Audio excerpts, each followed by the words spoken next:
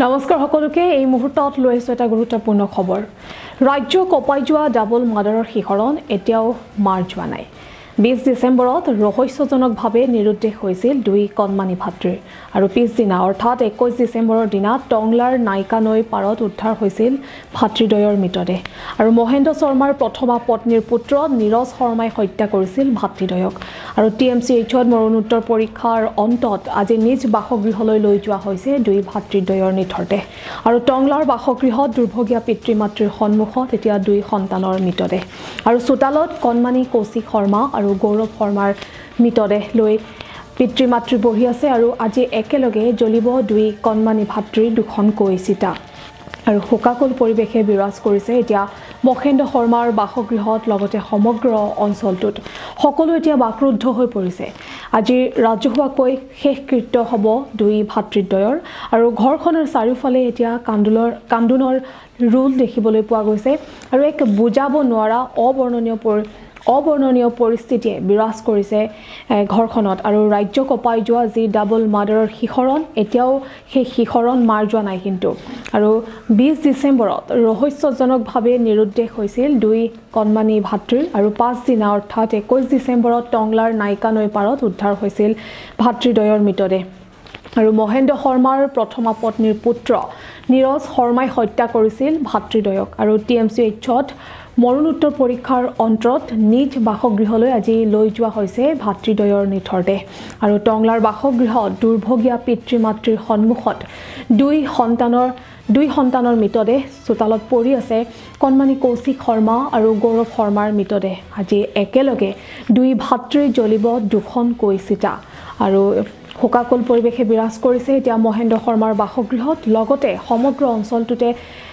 বিৰাজ কৰিছে এক শোকাকুল পৰিৱেশে আৰু এতিয়া সকলো বাকৰুদ্ধ হৈ পৰিছে ঘটনাক লৈ আজি ৰাজহুৱাকৈ শেষ কৃত্য হ'ব দুই ভাতৃ জ্বলিব দুখনকৈ চিতা আৰু ঘৰখনৰ চাৰিওফালে এতিয়া কান্দোনৰ ৰোল দেখিবলৈ পোৱা গৈছে এক বুজাব নোৱাৰা অবৰ্ণনীয় পৰিস্থিতিয়ে বিৰাজ কৰিছে এতিয়া ঘৰখনৰ দৃশ্য আমাৰ হাতত আহি পৰিছে দেখুৱাৰ চেষ্টা কৰিম আপোনালোকক শাস্তি দিয়ে বিচাৰো তাক আৰু অকল নীৰজ শৰ্মাই নহয় অকল নীৰজ শৰ্মাই কৰিব পৰা নাই এই কাণ্ডটো এই দুটা শিশুক আমি এটা ধৰি ৰাখিব নোৱাৰো সি দুটা ধৰি ৰাখিব পৰা ক্ষমতা আছিল নেকি নিশ্চয় তাৰ কোনবা আছে আৰু আৰক্ষীৰ কিন্তু গাফিলতি আমি দেখা পাইছোৱে বাৰুকৈ দেখা পাইছো এনেকৈ হলে টংলাত হৈয়ে দেখিব টংলাত বুলি নহয় গোটেই অসমতে হ'ব এনেকুৱা কাণ্ড সাধাৰণ কাজিয়াতে শিশু মাৰি শেষ কৰিব আৰু কোন আছে তাৰ নীৰজ শৰ্মাৰ লগত কোন আছে সেইটো লাগে আমাক এতিয়ালৈকে আমি পোৱা নাই কোন আছে আৰু কিয় আৰক্ষীয়ে গাফিলতি কৰিছে সেইটো আমি জানা নাই কিবা ৰক্ষণাবেক্ষণ দিছে নেকি নীৰজ শৰ্মাক ৰক্ষণাবেক্ষণ দিছে এনেকুৱা লাগিছে কিয় আমাৰ বিচাৰ প্ৰক্ৰিয়া কেনেকুৱা হোৱাটো বিচাৰে বিচাৰ প্ৰক্ৰিয়া এনেকুৱা হোৱাটো বিচাৰো যিখিনি আছে তাৰ লগত জড়িত আছে গোটেইখিনি সামৰি আনিব লাগে আৰু ইহঁতক মৃত্যুদণ্ডই দিব লাগে আমাৰ ভাৰতবৰ্ষত কিছুমানে লিখিছে কৈছে মানে আমাৰ ভাৰতবৰ্ষত এনেকুৱা নাই নহয় হ'ব লাগে নহলে এনেকুৱা এইবিলাক কাণ্ড বাঢ়ি যাব নহয় আগলৈকে সেইকাৰণে এনেকুৱা জেলৰ পৰা ওলাই আকৌ এনেকুৱা যাব আৰু কৰিব এইটো বাপৰে এনেকুৱা যেতিয়া কৰিব পাৰিছে যিখন ঘৰত সি খাইছে গাখীৰ খুৱাই সাপ পুহিছে তৰফৰ পৰা আমি বিদ্যালয়ৰ শিক্ষকসকল আহিছোঁ আজি এই মৰ্মান্তিক এটা পৰিস্থিতিত আমাৰ বিদ্যালয়ৰ অতি মৰমৰ আমাৰ ছাত্ৰ গৌৰৱ শৰ্মা আৰু কৌশিক শৰ্মা আজি জিঘাংসাৰ বলি হৈ আমাৰ মাজৰ পৰা বিদায় ল'বলগীয়া হ'ল আমি গোটেই বিদ্যালয়ৰ পৰিয়াল আমি শোকত মৰ্মাহত হৈছোঁ ৰাতিও আমাৰ টোপনি নাহে তেওঁলোকৰ ছবিবিলাক আমাৰ মনত ভাহি আহে ৰাতি সাৰ পালে আৰু চকুলো ওলায় গতিকে এনেকুৱা এটা দুখৰ পৰিস্থিতিত আমি তেখেতসকলক অন্তিম বিদায় জনাবৰ কাৰণে বিদ্যালয়ৰ পৰিয়ালবৰ্গ আমি আহি ইয়াত উপস্থিত হৈছোঁ আমি কেইবাজনো শিক্ষক আহিছোঁ তেখেতসকলৰ আত্মাই যাতে চিৰশান্তি লাভ কৰে তাৰে কামনা কৰিছোঁ আৰু যি দোষীয়ে এই অপৰাধ কৰিলে তেওঁৰ যাতে আইনী ব্যৱস্থাৰে এটা উচিত তদন্ত আৰু তেওঁৰ উচিত শাস্তি হয় সেইটো আমি কামনা কৰিছোঁ এইখিনি আমি আজি 3 দিন ধৰি যেনেকৈ এই প্ৰতিবাদত লাগি আছোঁ যি দুগৰাকী মাতৃৰ আজি বুকু সুধা কৰি বুকু সোধা কৰি মানে এই সন্তান দুটি গুচি গ'ল। গতিকে ইয়াতকৈ আৰু ডাঙৰ খবৰ হ'ব নোৱাৰে, ইয়াতকৈ ডাঙৰ আৰু দুখৰ কথা হ'ব নোৱাৰে। যি দুগৰাকী যেতিয়া স্কুললৈ গৈছিল জীৱিত অৱস্থাত আৰু যোৱাকালি মৃত অৱস্থাত আকৌ পুনৰ ঘূৰি আহে সেইখন ঘৰলৈ, গতিকে ইয়াতকৈ ডাঙৰ ঘটনা কি হ'ব পাৰে। আৰু গতিকে মই এটাই অনুৰোধ কৰিব পাৰোঁ, প্ৰশাসনক অনুৰোধ কৰিব পাৰোঁ যে তেওঁলোকে দোষীক মানে কঠোৰতকৈ কঠোৰ শাস্তি দিয়াটো আমি বিচাৰোঁ। একচুৱেলি শাস্তি নহয়, এইটো একচুৱেলি আমাৰ মতে এইটো ৰাজহুৱা শাস্তি, ৰাজহুৱা ফাঁচি হ'ব লাগে। কাৰণ কিয় কাৰণে এই ঘটনাটো যদি আজি আমাৰ ভাৰতৰ বাহিৰত হ'ল হয়, এই ঘটনাটো যে পাকিস্তানত হ'ল হয়, এই ঘটনাটো যদি আজি তালিবানত হ'ল হয়, তেতিয়াহ'লে গোটেই সমূহৰ ৰাইজে মিলি শিলগুটি মৰিয়াই মৰিয়াই মাৰিলে হয়। এই ঘটনাটো যদি আজি উত্তৰ কোৰিয়াত হ'ল হয়, তেতিয়াহ'লে লগে লগে এনকাউণ্টাৰ কৰিলে হয়। কিন্তু আমাৰ ভাৰতীয় সংবিধানখন চাওক কেনেকুৱা, অপৰাধী ধৰিছে, এৰেষ্ট কৰিছে, লকআপত নিছে, জেল হাজতলৈ প্ৰেৰণ কৰিব, বেল ল'ব, জামিন ল'ব, ওলাই আহিব, তাৰপিছত মুক্ত আকাশৰ তলত এনেকৈ ঘূৰি ফুৰিব। সেইটো কেতিয়াও আমি হ'বলৈ নিদিওঁ। আমি দাবী কৰিছোঁ যিকোনো মানে কথাত হ'লেও তেওঁক ফাঁচি দিব লাগে আৰু ৰাজহুৱা হিচাপে মানে ন্যায় প্ৰদান কৰিব লাগে। আমি সকলো ৰাইজৰ পৰা এইটোৱে অনুৰোধ জনাইছোঁ, আদালতৰ দাবী জনাইছোঁ। কাৰণ ইতিমধ্যে আমি চিন্তা কৰিছোঁ, আমি ওপৰ মহলালৈ লৈ যাম, SP ছাৰলৈ লৈ যাম, আমি DC ছাৰলৈ আমি স্মাৰক পত্ৰ প্ৰেৰণ কৰিম। গতিকে তেওঁক মানে কোনোপধ্যে বেল হ'ব নালাগে, একদম চিধা কথা আৰু সেইটোৱে। আৰু কোন আছে সেইটো লাগে, কিন্তু আমাক কোন আছে তাৰ লগত, সেই মানুহকেইটাক লাগে, সেই মানুহকেইটাৰো ফাঁচি হ'ব লাগে। সমানে দুখী এইবিলাকো। আৰু এই ঘৰত যে এইবিলাক ৰাখিছে, কি বুলি কয়, দা কটাৰী তেজ লগা কাপোৰ পাইছে, জানা নাই নেকি তেওঁলোকে? সেইখিনি মানুহে জানা নাই নেকি সি কিবা কৰি আহিছে, ক'ৰ পৰা আহিছে, প্ৰশ্ন নুশুনে নেকি? এনেকুৱা পৰিয়াল নেকি? ইমান বেয়া নিৰ্লজ্জ পৰিয়াল নেকি? আমাৰ তাতে যদি তেজৰ এটা চেকুৰা লাগে, তেতিয়া সোধে কিহৰ তেজ বুলি। সিহঁতে সোধা নাছিল নেকি কিহৰ তেজ হয়, কি কাৰণত দাখনত কিয় তেজ লাগি আহিছে, কিহৰ তেজ হয়, জানা নাই নেকি? নিশ্চয় জানে, গোটেই পৰিয়াল এইবিলাকত লগ আছে। এই গোটেইখিনিক পুলি পকাই ধৰি আনিব লাগে। আৰু নীৰজ শৰ্মাক ফাঁচি লাগে, আৰু একো নালাগে আমাক, যাতে দ্বিতীয়বাৰ আৰু এনেকুৱা কাণ্ড নহয়। মোৰ চলি নহয়, মোৰো চলিকেইটা নিজৰ, আৰু যাতে বেলেগৰ চলি এনেকুৱা নহয়, আৰু তাক ফাঁচি বিচাৰো আমি, আৰু একো নালাগে। নীৰজৰ লগত আৰু কোনোবা জড়িত থকা বুলি সন্দেহ কৰি আছে কিন্তু এতিয়া আমি ছাৰহঁতে সেইটো কৰিব, কোন আছে কোন নাই সেইটো আমি এতিয়া কি ক'ম। ছাৰহঁতৰ ওপৰত এৰি দিছোঁ, ছাৰহঁতে যাতে ফাঁচিলৈকে লৈ যায়, আমি ফাঁচি বিচাৰো।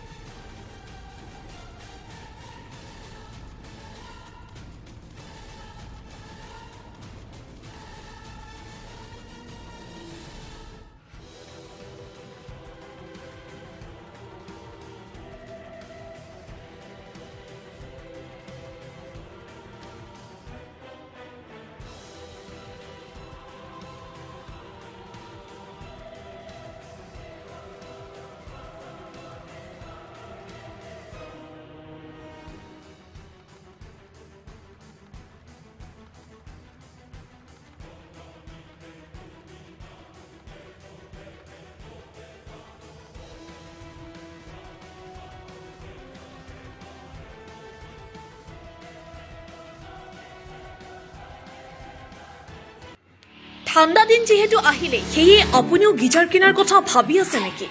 তেন্তে চিন্তা কিহৰ গিজাৰৰ দৰে 10 মিনিটত পানী গৰম হৈ যাব এই বিশেষ মেচিনটো ব্যৱহাৰৰ বাবে নালাগে কাৰেণ্ট তাৰ মানে আপোনাৰ ঘৰৰ এটকাও কাৰেণ্টৰ বিল নুঠাকৈ পানী গৰম কৰিব পাৰিব তাকো অতি কম মূল্যতে কমল কোম্পানীয়ে আপোনাৰ সুবিধাৰ্থে সাজি উলিয়াইছে পানী গৰম কৰা এটা মেচিন পলম কিহৰ গতিকে আজি আহক আৰু লৈ যাওক পানী গৰম কৰা মেচিনটো কমল কোম্পানীৰ এড্ৰেছ আনন্দ নিৱাস আদিত্য শৰ্মা পথ শান্তিপুৰ হিলসাইড গুৱাহাটী লগতে কমল কোম্পানীৰ সৈতে যোগাযোগৰ নম্বৰ কেইটি হৈছে 9511531635 অথবা 9435049972 অথবা 7099044790